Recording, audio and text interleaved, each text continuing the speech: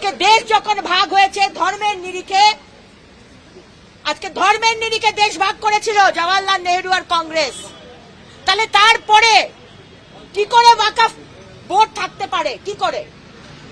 আমি আমার বক্তব্যেও বলেছি, পাকিস্তানের হিন্দুরা যখন চলে এসেছিল তখন হিন্দুদের প্রপার্টি পাকিস্তান সরকার নিয়ে নিয়েছিল, আর সেখানকার মুসলমান।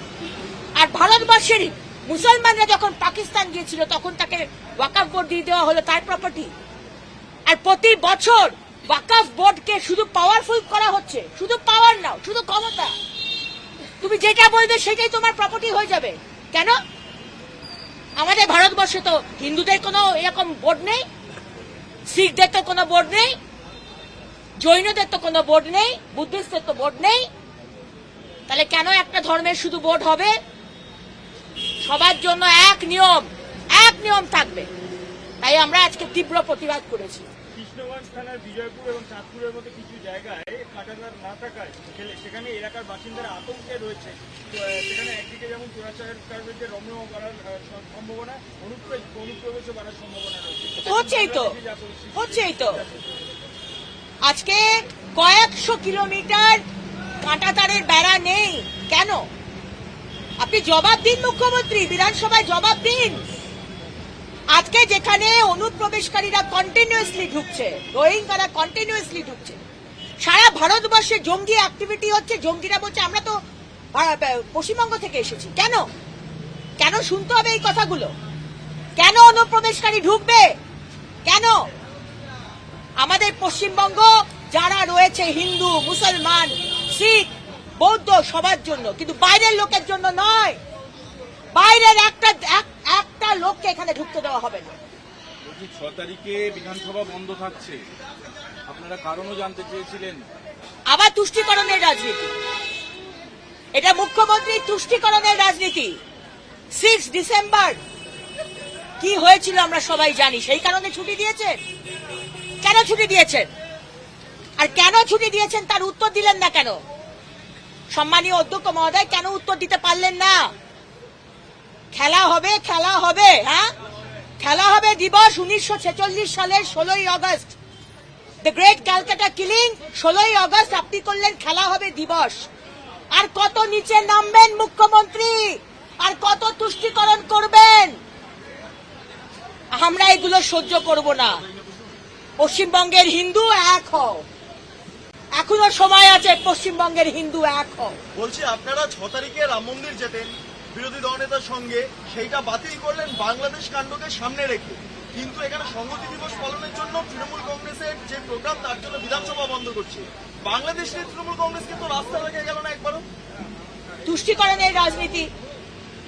মাননীয় মুখ্যমন্ত্রীর সাংসদ যখন বলে যে যেখানে নামাজ পড়বে সেটাই হয়ে যাবে ওয়াকফ বোর্ডের সম্পত্তি, বারে বা কালীঘাট মন্দিরও তো দুদিন বাদে বলবেন সিদ্দিকুল্লাহ চৌধুরী মহাশয়, আপনারা বলবেন দুদিন বাদে কালীঘাটের মন্দিরও ওয়াকফ প্রপার্টি। আপনারা অলরেডি বলতে শুরু করেছেন রাজভবন ওয়াকফ প্রপার্টি।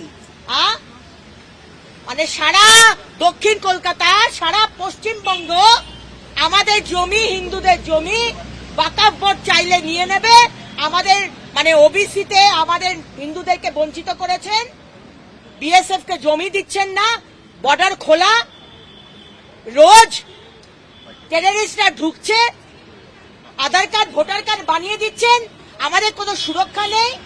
আর এরপর আমাদের জমিগুলো ওয়াকফ বোর্ডের নাম করে দিয়ে দেবেন। হ্যাঁ, আবার চান, বলেছি তো, আবার চান মুখ্যমন্ত্রী হিন্দুরা যাতে এখান থেকে চলে যায়। সজাগ হও হিন্দুরা, বাংলার পশ্চিমবঙ্গের হিন্দুরা সজাগ হও। এই দিন আসছে যদি প্রতিবাদ না করো। আজকে নওশাদ সিদ্দিকী ভয়ঙ্কর অভিযোগ করেছেন। একটু আগে তিনি বলছেন তিনি 42 দিন জেলে ছিলেন। এমন প্রচুর ঘটনা ঘটেছে, জেলের অভ্যন্তরে মহিলারা প্রেগনেন্ট হয়ে যাচ্ছে, মহিলাদের ধর্ষণ করা হচ্ছে, জেলের অভ্যন্তরে এই অভিযোগ। এবং আজকে নওশাদ সিদ্দিকী প্রায় একই প্রসঙ্গ উত্থাপন করেছিলেন বিধানসভার অভ্যন্তরে। কারামন্ত্রী বলেছেন খতিয়ে দেখছি। আপনি কি বলবেন একজন মহিলা হিসাবে? দেখুন, শুধু জেলের ভেতরে মহিলারা যে প্রেগনেন্ট, এটা তো 2 মাস আগেই আপনাদের সংবাদ মাধ্যমে বেরিয়েছে। জেলের, আমার এক্স্যাক্টলি নাম্বারটা মনে নেই, বাট জেলের কতজন মহিলা প্রেগনেন্ট এ তো বেরিয়েছে, আপনারাই বের করেছেন। আর শুধু জেল নয়, আপনি গিয়ে দেখে আসুন এনজিও, আমাদের হোমে গিয়ে দেখে আসুন কি হচ্ছে। যদি খতিয়ে দেখেন সেখানেও এক অবস্থা। বহু সিনেমা, হিন্দি সিনেমা বেরোচ্ছে না, এই এক জিনিস। হোমেও এই ধরনের মহিলা নাবালিকাদের নিয়ে যথেষ্ট মানে দুর্নীতি এবং নোংরামো চলছে। খতিয়ে দেখলেই জানতে পারবেন। পাহাড়পুর গ্রাম পঞ্চায়েতে আবাসের তালিকায় উপপ্রধানের কেরামতি, সেখানে পঞ্চায়েত প্রধানের স্বামী এবং বাছুরের নাম রয়েছে। আবাসের তালিকায় পঞ্চায়েত প্রধানের স্বামী এবং বাছুরের নাম রয়েছে। এটা তো রেগুলার ব্যাপার। তৃণমূল মানে চোর। গতকাল আমার বিধানসভায় ইসিএল এর খনি থেকে তৃণমূলের পঞ্চায়েত মেম্বার ট্রাকে করে কয়লা চুরি করে নিয়ে যাচ্ছে। তৃণমূল মানে চোর, এখানে তো অবাক হওয়ার কিছু নেই। আর মুখ্যমন্ত্রী সব জানেন, কিন্তু আমি সেখানেও প্রশ্ন রেখেছি, তাহলে ইসিএল এর যারা সিকিউরিটি তারা কি করছে? শুধু তো তৃণমূলকে বললে হবে না, ইসিএল এর সিকিউরিটিকেও বলবো, 100 বার বলবো, তারা কি করছিল। সুতরাং এই আবাসের বাড়ি চুরি করছে, আমাদের মাননীয় প্রধানমন্ত্রী জল জীবন মিশনের পাইপ কেটে নিয়ে চলে যাচ্ছে। চোর চোর, প্রত্যেকটা মানে প্রায় প্রত্যেকটা লোক চোর। এই তৃণমূল যারা রয়েছে, ওটাই আপনার মানে কি বলবো, কোয়ালিফিকেশন থাকতে হবে, চুরি করতে হবে। আজকে দেশ যখন ভাগ হয়েছে ধর্মের নিরিখে, আজকে ধর্মের নিরিখে দেশ ভাগ করেছিল জওয়াহরলাল নেহেরু আর কংগ্রেস, তাহলে তারপরে কি করে ওয়াকফ বোর্ড থাকতে পারে? কি করে? আমি আমার বক্তব্যেও বলেছি, পাকিস্তানের হিন্দুরা যখন চলে এসেছিল তখন হিন্দুদের প্রপার্টি পাকিস্তান সরকার নিয়ে নিয়েছিল, আর সেখানকার মুসলমান। আর ভারতবর্ষের মুসলমানরা যখন পাকিস্তান গিয়েছিল তখন তাকে ওয়াকফ বোর্ড দিয়ে দেওয়া হলো তার প্রপার্টি। আর প্রতি বছর ওয়াকফ বোর্ডকে শুধু পাওয়ারফুল করা হচ্ছে, শুধু পাওয়ার নাও, শুধু ক্ষমতা। তুমি যেটা বলবে সেটাই তোমার প্রপার্টি হয়ে যাবে। কেন? আমাদের ভারতবর্ষে তো হিন্দুদের কোনো এরকম বোর্ড নেই, শিখদের তো কোনো বোর্ড নেই, জৈনদের তো কোনো বোর্ড নেই, বুদ্ধিস্টদের তো বোর্ড নেই। তাহলে কেন একটা ধর্মের শুধু বোর্ড হবে? সবার জন্য এক নিয়ম থাকবে।